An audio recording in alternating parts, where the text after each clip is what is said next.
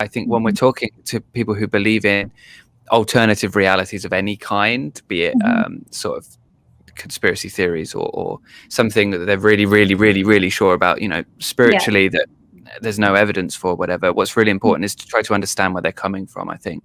And so if we're talking about QAnon, talking about something like this, I think a lot of the concerns, where they're coming from as people, are very understandable, very reasonable things. It's just that emotion has been hijacked by radicalizing media or people who are ultimately, unfortunately, there are a lot of people in the QAnon movement or who are there to earn money, and they use this content to earn money and to build audiences and stuff. So it's best to try to understand where they're coming from, I feel. Absolutely. But that doesn't mean you have to agree with them on everything. And that doesn't mean that just because their concerns are valid, their conclusions are correct. When Snowden blew the whistle on all of the CIA's covert surveillance or the NSA's surveillance of people's private communications, like, that pissed me off too. I also definitely feel wary of surveillance states, and especially when people get demonized for disagreeing with the political norm.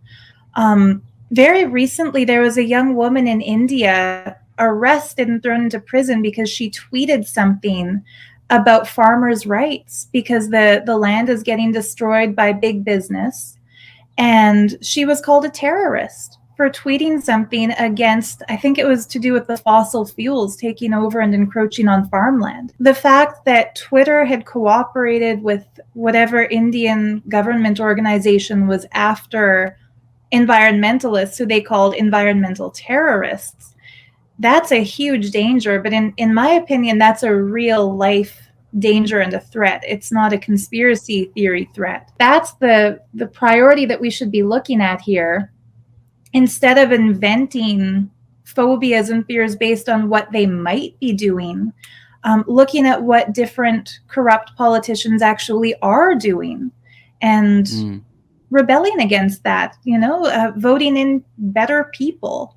And I think what's really cool is that a lot of Americans are becoming a bit more savvy thanks to social media and thanks to greater media literacy. But I think what's really sad is that the kind of people who would be rightfully outraged over a lot of the surveillance that's going on and the silencing of victims and the silencing of whistleblowers, instead of actually doing the research to find out which whistleblowers are being silenced, who should be given a greater platform, they're inventing things like Pizzagate.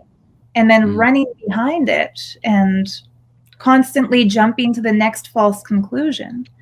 So I definitely don't think the system is good and we should be fighting to uphold it. I think the system is deeply flawed and we should be fixing it, but not in a culty way. I think my interest in conspiracy theories fits into something Eric Hoffer talks about in his book, The True Believer, wherein it was my feeling of a lack of agency in the world that made me feel better when I found out that actually, there's all this stuff that's happening, but it's all part of a plan.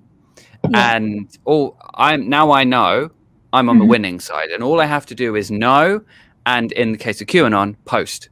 Yes. And just keep posting, and then I'm doing something towards it. So I think what you're saying now, I really agree with it. I think what's also really important is to consider the ways in which we do have agency in our society, the ways in which we can affect the world at large, because it's really difficult when you're someone who is frustrated, who is struggling with feeling like the system is stacked against you. And I know a lot of QAnon believers do feel that way, that it's hard to have hope in something that isn't something like QAnon, that seems to have everything figured out for you.